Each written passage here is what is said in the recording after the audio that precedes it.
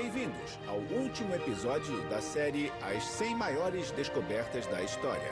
Eu sou o Bill Nye e aqui estão alguns dos fósseis do espetacular Hall dos Dinossauros, do Museu de História Natural Carnegie.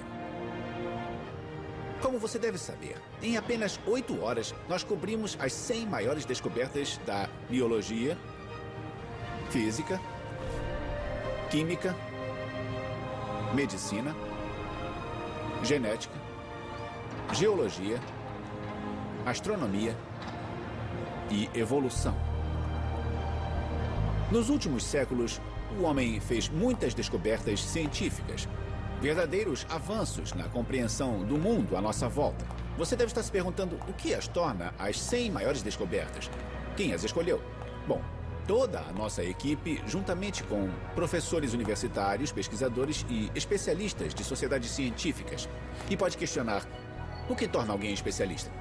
É difícil dizer, mas neste episódio você é o especialista. Desde que começamos a fazer isso, as pessoas perguntam quais dessas 100 grandes descobertas é a número 1, ou a número 9, ou a 99. Bom, com a ajuda de nossos amigos da revista Discover, nós fizemos uma votação e pedimos que você votasse nas descobertas que considera as 10 maiores.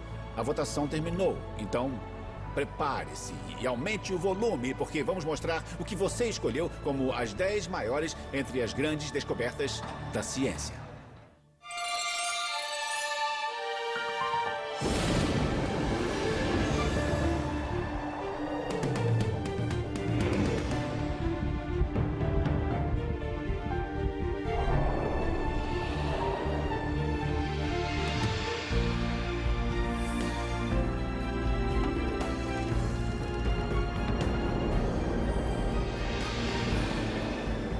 As 100 maiores descobertas da história. As 10 mais. Esta é a contagem regressiva das 10 maiores descobertas científicas. A natureza matemática de uma regressão coloca a primeira descoberta da contagem como o 10º item dos que estão na lista. Bom, ela é regressiva, ela não é progressiva. Bom, enfim, vamos ao 10º lugar. Eu posso resumir tudo em 2 palavras. Isaac Newton. Ele mesmo, o famoso, o respeitável, o incomparável Isaac Newton, cujo gênio contribuiu imensamente para o avanço da compreensão do mundo à nossa volta. Pense comigo. É uma grande façanha da imaginação perceber que quando uma maçã cai de uma árvore, não apenas a terra está forçando a maçã para baixo, mas a maçã também deve estar puxando levemente a terra para cima. E Isaac Newton foi o primeiro a entender isso. Mas vocês em casa, vocês que estão aí, vocês não votaram nela, não foram seduzidos pela gravidade com seu quadrado inverso ou com a sua atração invisível, que é grande o bastante para controlar não só partículas de poeira cósmica, mas também galáxias inteiras. Não, não, não, senhor. Você quis outro tipo de teoria newtoniana. As leis do movimento de Newton.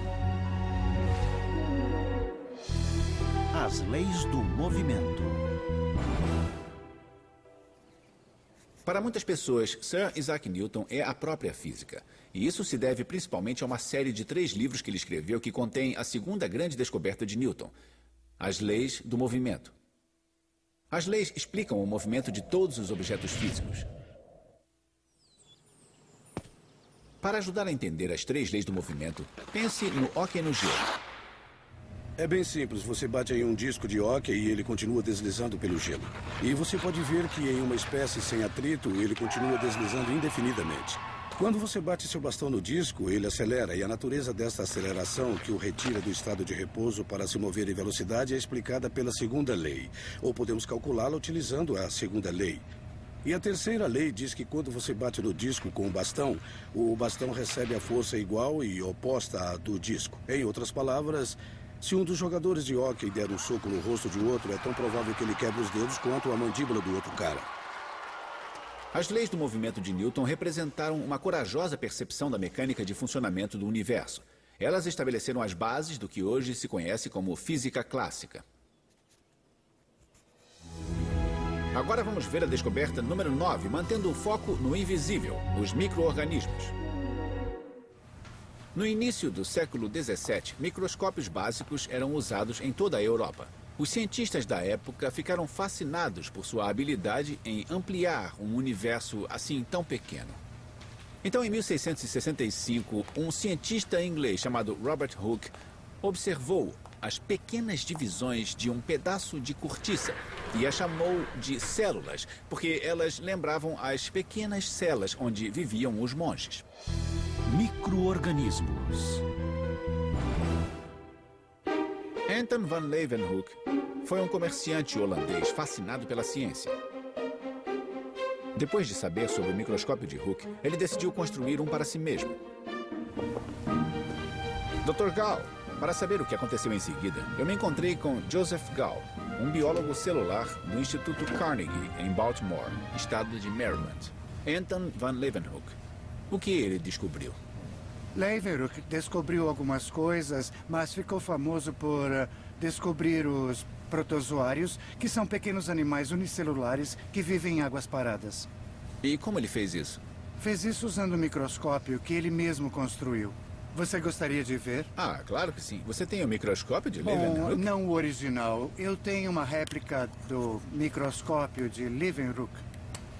Ele é formado por duas placas de latão com um pequeno pedaço de vidro, que é a lente. E nós o usamos colocando a amostra nesse pino aqui. Depois, você aproxima bem os olhos da lente desse lado e, fazendo isso, você pode ver a ponta do pino. A amostra, seja um inseto ou qualquer outra coisa, é colocada no pino.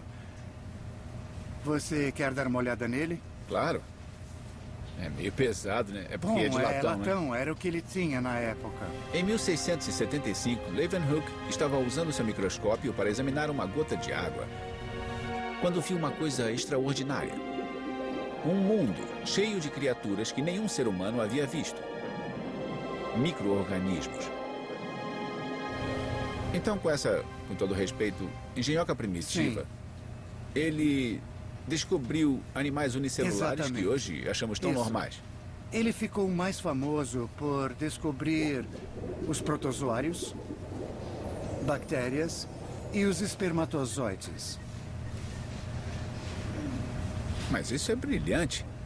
Ele tem uma parte mecânica, um mecanismo de foco. Ele tem todas as coisas que precisamos para observar uma amostra. E funciona. Eles sabiam o que estavam vendo? Quer dizer, eles entendiam o que estavam vendo? Bom, duvido que entendessem o que estavam vendo no sentido moderno, mas ficaram impressionados com todas aquelas coisinhas que estavam vivas na água. As pessoas não tinham ideia de que a água estava cheia de organismos. Acho que eu não tinha ideia de que isso fosse tão pequeno e delicado. E, na verdade, tão elegante. Porque ele cabe na palma da mão. E o que vemos na ponta do pino muda o mundo. Ele muda, realmente. Foi uma ampliação da nossa compreensão da natureza do mundo. De que o mundo à nossa volta não era só coisas mortas, mas estava cheio de vida. Se você for como eu, ou pelo menos parecido, poderia estar morto, não fossem os antibióticos. Algumas vezes durante a vida eu fiquei doente. Muito, muito doente. E essas moléculas me ajudaram a vencer a batalha contra a doença. Você escolheu a mais famosa, talvez seja a mais fácil de achar, de descobrir, porque é muito potente. De qualquer forma, a penicilina mudou o mundo. E acredite, eu fico feliz que você a tenha escolhido. Penicilina.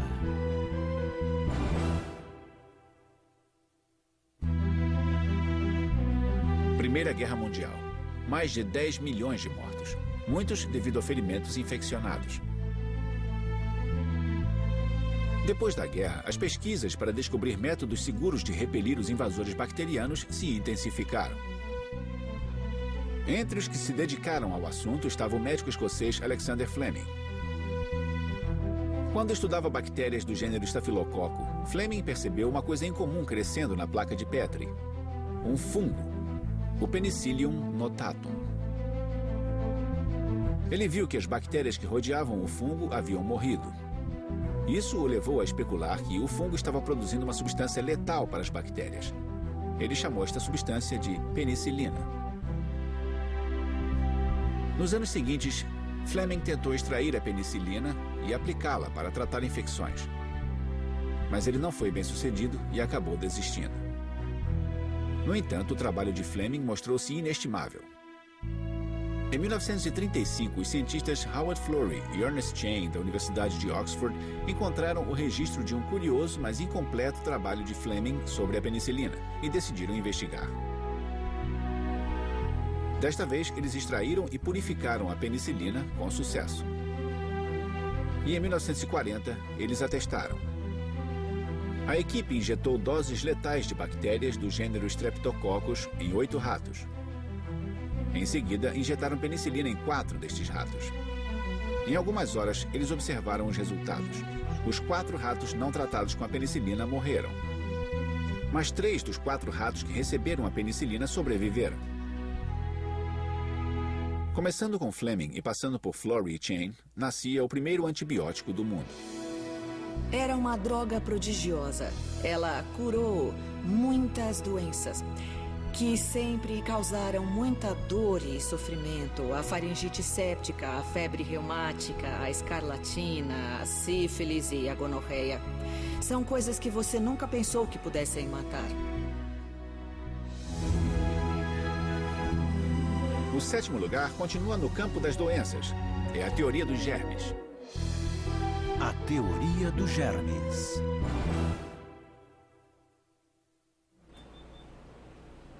Algumas descobertas como o raio-x parecem surgir de forma inesperada, enquanto outras, como a nossa próxima grande descoberta, se desenvolveram com o tempo, com um cientista contribuindo para o trabalho de outro cientista. Viena, 1846. Uma cidade de beleza e cultura. Mas no Hospital Geral de Viena rondava o espectro da morte. Muitas das mulheres que vinham aqui para dar à luz estavam morrendo. A causa era a febre puerperal, uma infecção do útero. Quando Ignaz Semmelweis veio trabalhar no hospital, ele ficou alarmado com a dimensão do problema e intrigado com uma curiosa discrepância. Havia 2 alas. Em uma, os partos eram feitos por médicos. E na outra, as mães tinham seus filhos com parteiras. Semmelweis observou que na ala onde os médicos faziam os partos, 7% das mães morriam da denominada febre puerperal.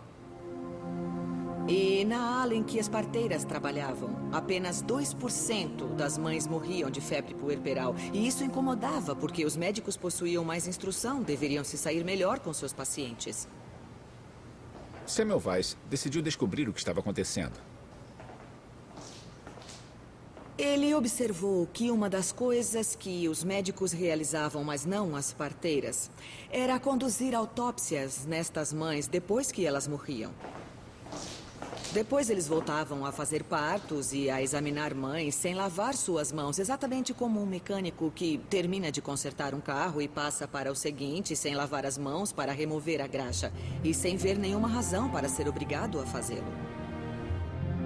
Semmelweis se perguntou se os médicos estariam transportando algum agente invisível em suas mãos que, ao entrar em contato com as pacientes da maternidade, provocaria sua morte.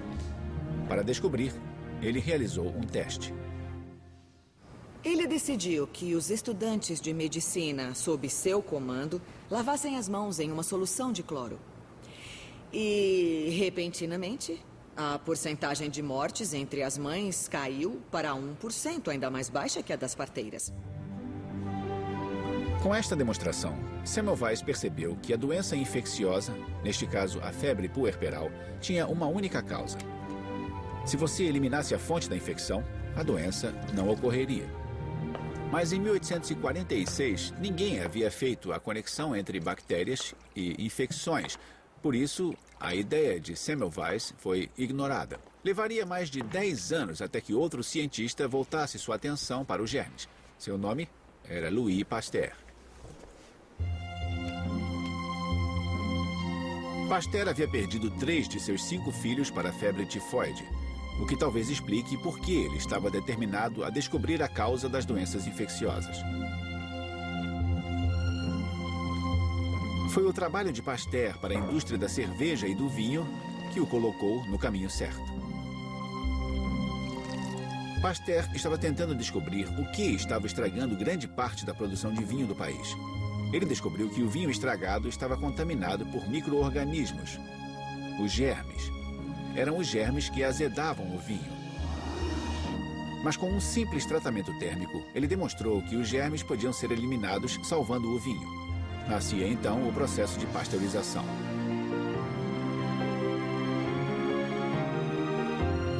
Quando decidiu descobrir a causa das infecções e das doenças contagiosas, Pasteur já sabia onde procurar. Os germes, segundo ele, causavam doenças específicas, e ele provou isso por meio de uma série de experimentos e demonstrações que levaram à sua grande descoberta, a teoria dos germes. A teoria dos germes literalmente sinaliza o início da medicina moderna. A teoria dos germes se baseia na ideia central de que um micro-organismo causa uma única doença nas pessoas. Hoje isso parece ser extremamente óbvio, mas este é um dos conceitos mais revolucionários da medicina. Nós somos o que herdamos. Eu sei que você estava pensando nisso porque esta é a nossa descoberta número 6. Leis da hereditariedade. Em meados do século XIX, um monge da Ordem de Santo Agostinho chamado Gregor Mendel analisou a questão da herança biológica com uma série de experimentos. Mendel possuía uma mente naturalmente investigadora e um profundo amor pela natureza. Seus interesses científicos incluíam pesquisas sobre plantas, meteorologia e teorias da evolução. Trabalhando em um mosteiro onde hoje é a atual República Tcheca, Mendel começou a cruzar diferentes variedades de ervilhas e a observar as características transmitidas. E por que ervilhas?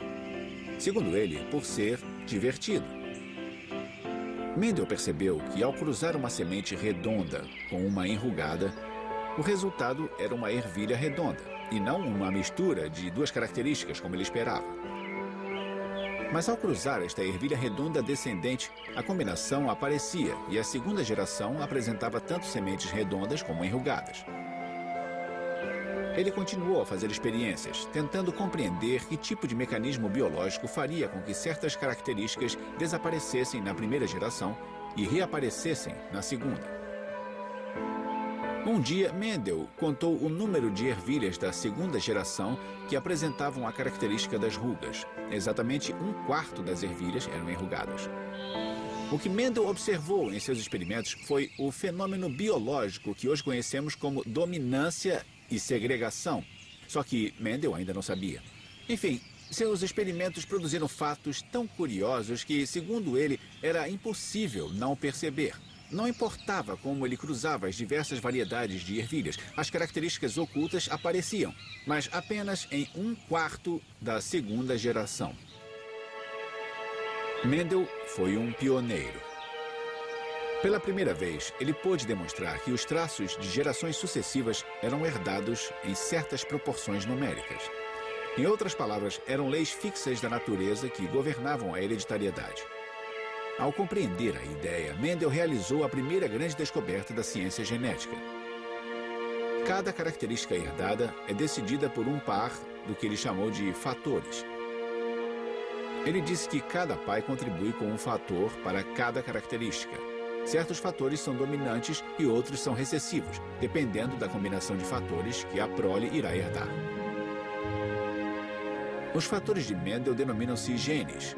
O termo traço mendeliano é usado para descrever uma característica gerada por um único gene e que às vezes reaparece em 1/4 dos descendentes. Esta característica pode ser inofensiva, como sardas ou a habilidade de enrolar a língua, mas também pode provocar doenças sérias, como a fibrose cística ou a doença de Tay-Sachs. E tudo isso veio do trabalho de um único homem com uma simples ervilha. Estamos de volta. Estas são as 10 mais importantes entre as 100 maiores descobertas da ciência de todos os tempos. Bom, o tempo que podemos contar. A próxima é tão fundamental e tão integrada a tudo o que vemos diariamente que é até difícil acreditar que levamos tanto tempo para entender este fenômeno. Como não notamos antes que a Terra não era o centro do universo? O planeta e nós estamos viajando pelo espaço. É. A Terra se move.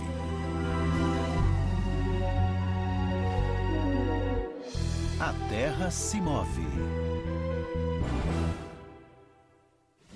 Estamos no ano de 1543. Um homem de 70 anos está morrendo. Seu nome? Nicolau Copérnico. Ele era médico e advogado de profissão, mas por quase 40 anos também foi astrônomo amador. Uma prática que o levou a desafiar uma das crenças mais fundamentais e sagradas de seu tempo. Quando jovem, Copérnico estudou o céu e descobriu que o sistema geocêntrico dos gregos falhava ao prever o movimento planetário. Ele começou a se perguntar se a própria Terra não estaria em movimento. Aqui temos o sistema de Copérnico, mas eu ajustei para ser um sistema ptolemaico, porque a pequena lâmpada está na Terra. Em vez do Sol. Em vez do Sol, para podermos ver as linhas de vista enquanto se movem. Então, o que estamos vendo aqui é a sombra de Saturno. Saturno se move Isso- lentamente para trás, mas isso veja é Marte. Marte. Marte está andando para trás. Está mesmo. Ele é retrógrado. Como vimos pela lâmpada da Terra. É assim que o vemos a partir da Terra. Agora ele vai parar e vai começar a ficar menor. Ele vai desaparecer no céu. Agora ele irá para frente de novo. Mas aqui está a ideia de Copérnico. Com o Sol no O centro. Sol está no centro e de repente Todos os estão planetas. se movendo sempre da mesma forma. Eles não param. Copérnico percebeu que os movimentos dos planetas seriam melhor explicados se o Sol fosse o centro do sistema solar e a Terra girasse em torno dele, como outro planeta qualquer. Foi uma percepção revolucionária.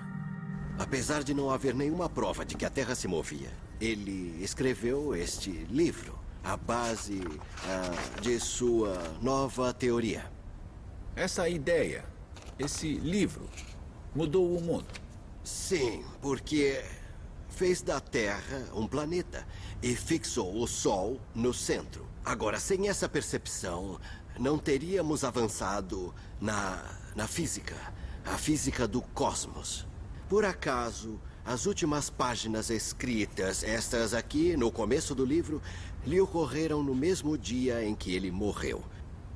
Eu acho que ele estava parcialmente paralisado por um derrame. E provavelmente ele aguentou até ter certeza de que ficassem prontas. Seu voto para a descoberta número 4 foi a tabela periódica dos elementos. Tabela periódica dos elementos.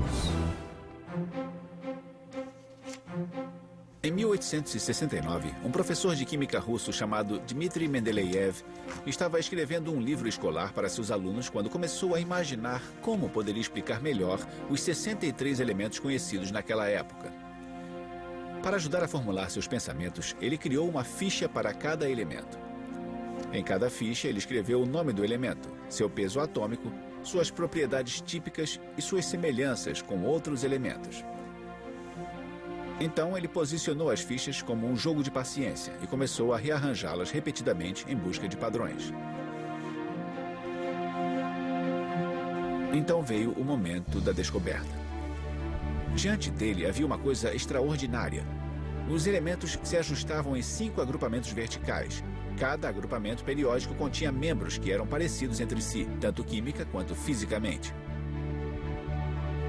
Mendeleev havia inventado a tabela periódica de elementos. Um mapa que mostrava como todos os elementos estavam ligados uns aos outros. Um mapa tão preciso que ele achava que podia ser usado para prever a existência e as propriedades de 3 elementos que ainda não haviam sido descobertos. Um seria como o boro, ele disse.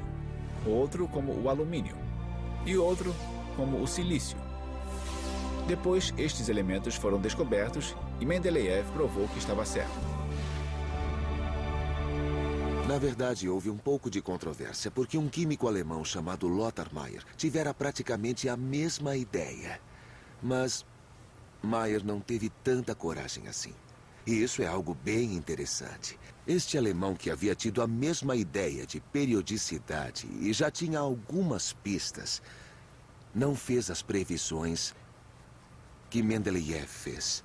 Aqui vemos o poder de uma previsão bem arriscada para fazer as pessoas aceitarem uma teoria.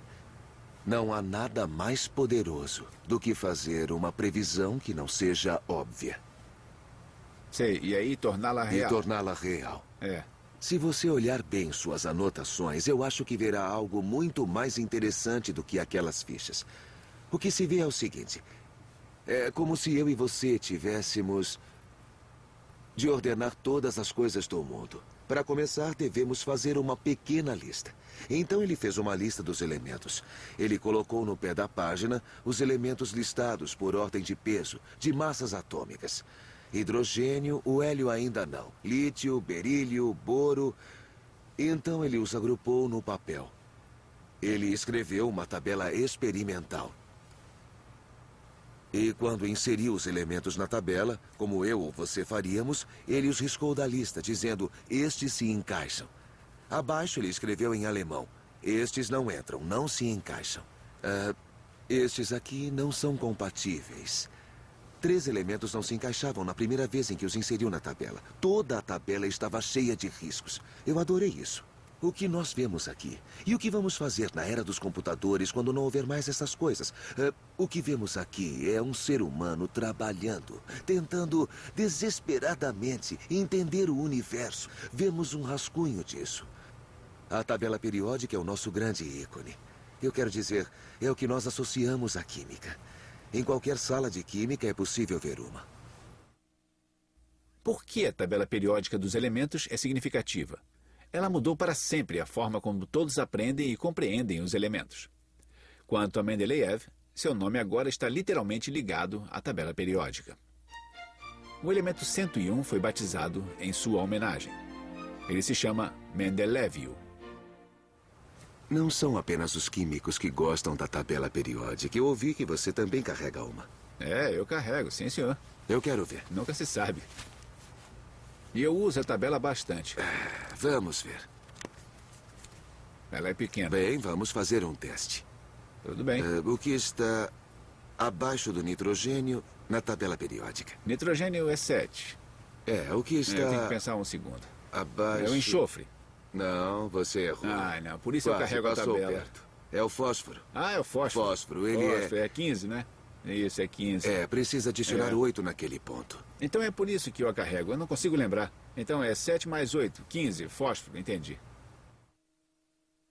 Bem-vindos à contagem regressiva das 10 mais importantes entre as 100 maiores descobertas da história. Vocês voltaram no momento exato, na hora certa. Vamos falar do primeiro homem a questionar o entendimento do senso comum da passagem contínua e linear do tempo. Ele não desliza sem dificuldades, sem obstáculos no caminho. Não.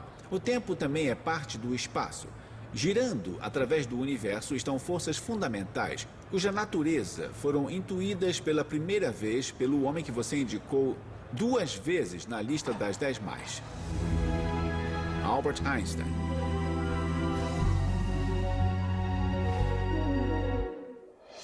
E é igual a m vezes c ao quadrado. É igual a mc ao quadrado. Deve ser a mais famosa equação conhecida. De onde ela veio? Einstein usava a relatividade para mostrar que ao nos aproximarmos da velocidade da luz, distorções bizarras aconteciam. O tempo passava mais devagar, o espaço se contraía e ficávamos mais pesados. Quanto mais rápido nos movêssemos, mais pesado ficávamos. Agora pense nisso. A energia cinética nos fazia ficar sempre mais pesados. M vem de velocidade. Energia. Foi assim que ele fez. Ele imaginou uma lanterna que disparava um raio de luz. Ele sabia exatamente quanta energia saía da lanterna, mas a lanterna, ele mostrou, pesa menos. A lanterna pesa menos ao emitir o facho de luz. Então, o E da luz vinha do M da lanterna. E a razão é o c². Foi assim que ele fez. A equação também sugeria a enorme quantidade de energia contida na menor quantidade de matéria. Se eu jogar uma bola de beisebol para você e você a pegar, quanto mais rápido eu atirar, mais energia ela terá. Mas e quando ela estiver em repouso?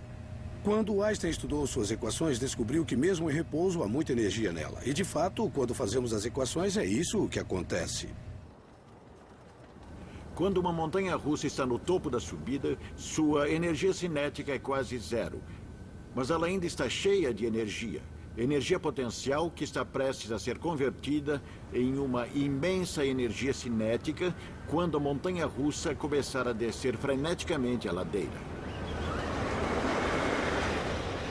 Einstein disse que essa energia estava na própria essência da matéria. Que, mesmo um próton, tinha dentro dele uma imensa quantidade de energia. A descoberta de Einstein foi um salto gigantesco para a ciência. O primeiro vislumbre que tivemos sobre o poder do átomo. A segunda grande descoberta do cientista foi a relatividade geral. Relatividade geral.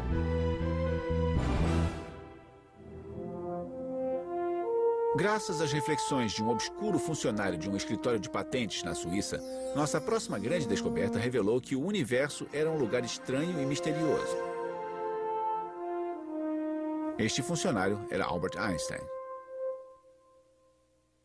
No início do século XX, ele estava intrigado, assim como o restante da comunidade científica, pelo enigma da órbita do planeta Mercúrio. Apesar de as leis da gravidade de Newton descreverem com precisão o movimento dos planetas, estas leis falhavam ao tentar prever corretamente a órbita de Mercúrio. O enigma estava relacionado ao periélio de Mercúrio, o ponto de sua órbita mais próximo do Sol.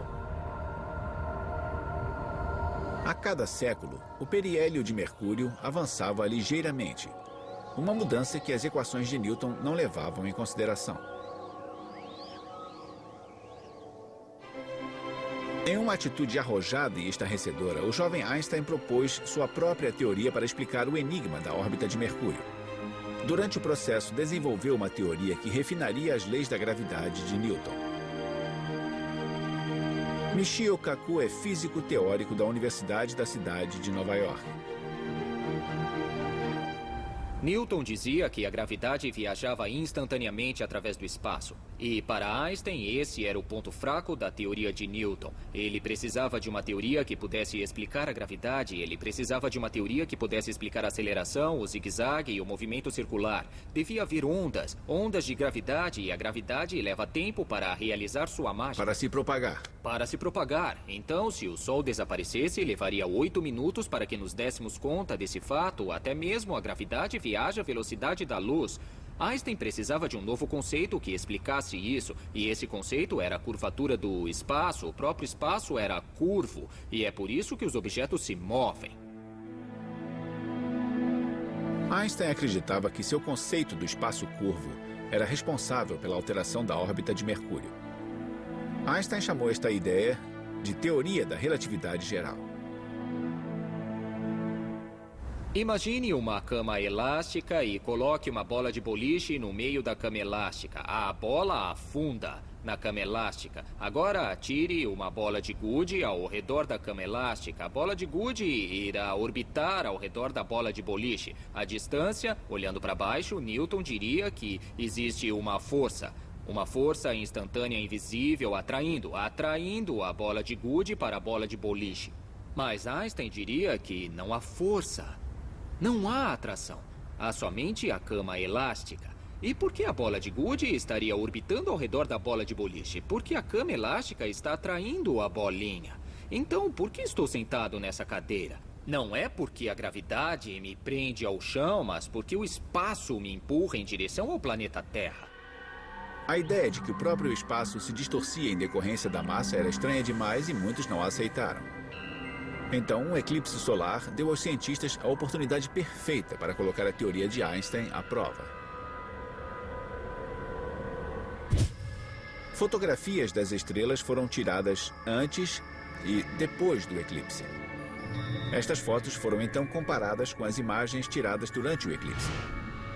Elas mostram que a posição das estrelas na foto do eclipse voltava-se ligeiramente para dentro, curvando-se quando a luz das estrelas passava pelo campo gravitacional do Sol. A teoria da relatividade geral de Einstein estava certa. Sua nova grande descoberta abalou o mundo. A relatividade geral emociona qualquer pessoa que já tenha analisado essas equações. Essas equações eram bem maiores, mas respondiam a questões eternas que nos intrigaram desde a primeira vez em que olhamos para o céu noturno e nos fizemos a pergunta: o que tudo isso significa? Antes de lançar os holofotes sobre o primeiro lugar, antes de você saber qual é o resultado final desta votação, antes de interromper essa longa introdução à grande descoberta número 1 da ciência até o momento, eu gostaria de destacar que ela é bastante polêmica. Ela exalta os ânimos em geral. Não importa a sua opinião, tenha em mente que a nossa descoberta número 1 se originou de coisas na natureza que o surpreenderam. E ele tentou explicar o que viu. Não é só a história de um homem tentando causar problemas. É a história do homem que fez o que eu e você consideramos a descoberta número 1 de toda a nossa história. A seleção natural. Seleção natural. Sr. Moody, continue. Na década de 1820, a cirurgia era uma coisa apavorante. Não havia anestesia e os jovens estudantes de medicina eram obrigados a observar e aprender.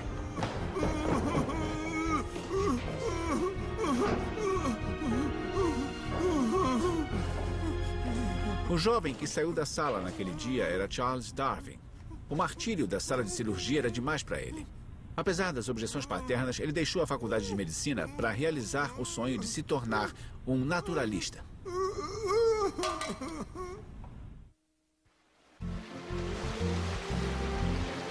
Darwin foi contratado como naturalista a bordo do navio inglês HMS Beagle e embarcou em uma expedição para pesquisar e mapear as águas costeiras do mundo. O Beagle permaneceu no mar durante 5 anos. Para Darwin, pareceu uma eternidade. Ele dividiu uma pequena cabine com o capitão, com quem teve várias divergências, incluindo a história da criação. Darwin. Enquanto o capitão acreditava na versão da Bíblia para a criação, Darwin acreditava que a Terra havia se modificado lentamente ao longo de milhões de anos. Uma polêmica que acompanharia Darwin pelo resto de sua vida.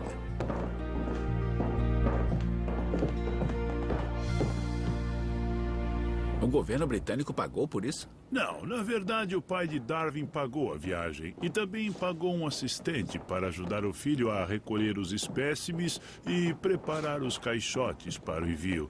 E ele trabalhava no tombadilho, onde mantinha todos os seus espécimes. Era mais ou menos assim. O Beagle parou em portos da Austrália até a América do Sul, incluindo 36 dias nas Ilhas Galápagos. E Darwin aproveitou ao máximo.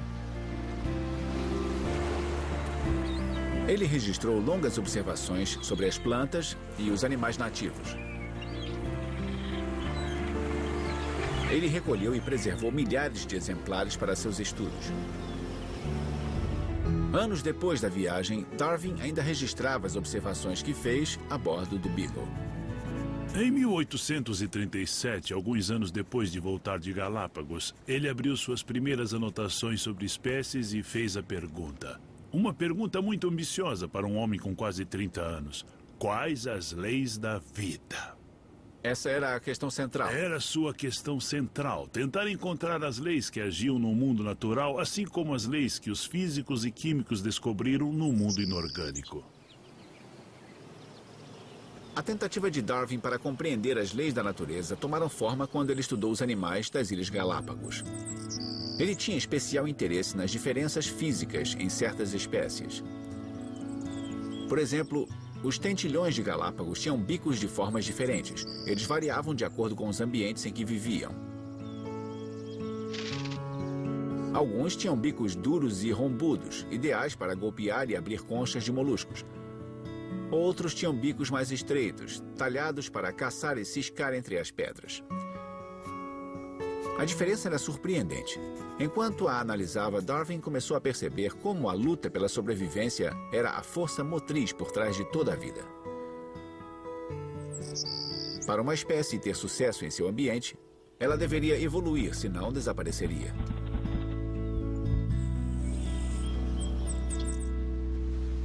Com este insight simples, mas poderoso, ele fez história. Darwin descobriu o mecanismo de funcionamento da evolução, o processo de seleção natural. Darwin efetivamente não foi o primeiro a pensar nisso, não é? O que sua descoberta tinha de diferente ou especial? Ele foi o primeiro a pensar em um mecanismo específico, que é a seleção natural. Foi o primeiro a popularizar a ideia de grandes eras, os milhões de anos envolvidos neste processo. Também foi o primeiro a popularizar a ideia da árvore da vida, na qual estamos ligados a todas as coisas vivas. O geneticista Dobzhansky uma vez disse: nada faz sentido na biologia sem a evolução. Porque a biologia de hoje é a biologia evolucionária. A evolução é a base da biologia e tem sido assim desde 1859. Como chegamos aqui, que tipo de criaturas nós somos, como estamos ligados a tudo na natureza. Isso foi demonstrado. Somos todos parte de uma grande árvore da vida, ligados a uma linhagem, ao DNA, que nos conecta com todos os seres vivos da Terra. Isso não é metafórico, isso é real. Por que Darwin demorou 20 anos para publicar suas ideias? Ele sabia que haveria uma onda de protestos religiosos. E até a sua esposa não ficou feliz porque ele estava escrevendo coisas incompatíveis com a Bíblia. Ela escreveu uma carta quando se casaram dizendo: espero que a sua ciência não nos faça passar a eternidade em dois lugares muito diferentes. Caramba! Ela se preocupava seriamente com isso. Finalmente, em 1859, Darwin publicou sua Teoria da Seleção Natural. Seu livro, A Origem das Espécies, é considerado uma das grandes obras de todos os tempos. As pessoas falam sobre a teoria da evolução, não é? Mas o próprio Darwin dizia que não há nenhuma verdade absoluta aqui. Darwin, como um dos primeiros pensadores modernos, tentou nos dizer que a ciência é temporária. Ela muda. Como assim temporária? Significa que é a melhor verdade naquele momento. E se conseguir mais dados que não podem ser explicados daquela forma, precisará de uma nova teoria. Então não é uma verdade eterna, é uma verdade temporária. Ela muda. E ele não queria que a evolução fosse aceita como um dogma, um credo. Ele seria o primeiro a dizer: jogue-a fora se encontrar algo melhor. Mas não encontramos nada melhor. Não encontramos nada melhor. Na verdade, nós encontramos ciências totalmente novas que eram impensáveis na época de Darwin. Elas surgiram pelo estudo da genética molecular e do DNA, que reforçam a ideia da evolução. Então, hoje, em tudo que olhamos, nós vemos algo que veio da ciência de Darwin. Por que a teoria de Darwin é relevante para nós? De que maneira ela afeta a vida de uma pessoa? Eu vou te falar uma coisa que achei bem interessante. Uma vez eu apresentei um programa sobre Darwin no Kansas. Isso no meio de uma polêmica que envolvia o ensino de Darwin nas escolas. E havia opositores do lado de fora. A alguns quilômetros de onde tudo isso estava acontecendo, a Universidade do Kansas mantém um imenso programa agrícola sobre biologia evolucionária, em que eles tentam se manter à frente das diversas pestes que destroem as safras do estado, porque elas não param de evoluir. E se não fosse pela aplicação prática da biologia evolucionária nas colheitas do Kansas, o estado inteiro iria para o buraco. E eu achei muito curioso, aquelas pessoas se mostravam tão preocupadas com o ensino do darwinismo nas escolas. Não pareciam perceber que toda a sua economia dependia da aplicação da biologia evolucionária. Aí estão elas, as 10 maiores entre as 100 descobertas da história. E antes que você fique indignado porque sua descoberta favorita não apareceu, eu devo dizer que eu entendo a sua dor. Olha para essa lista. Você viu o eletromagnetismo? Vamos falar a verdade. Sem ela, agora eu não estaria aqui na televisão e você estaria fazendo outra coisa. E aquelas coisas grandes, como as placas tectônicas e o Big Bang? Sem as placas, sem movimentos na crosta, não estaríamos aqui.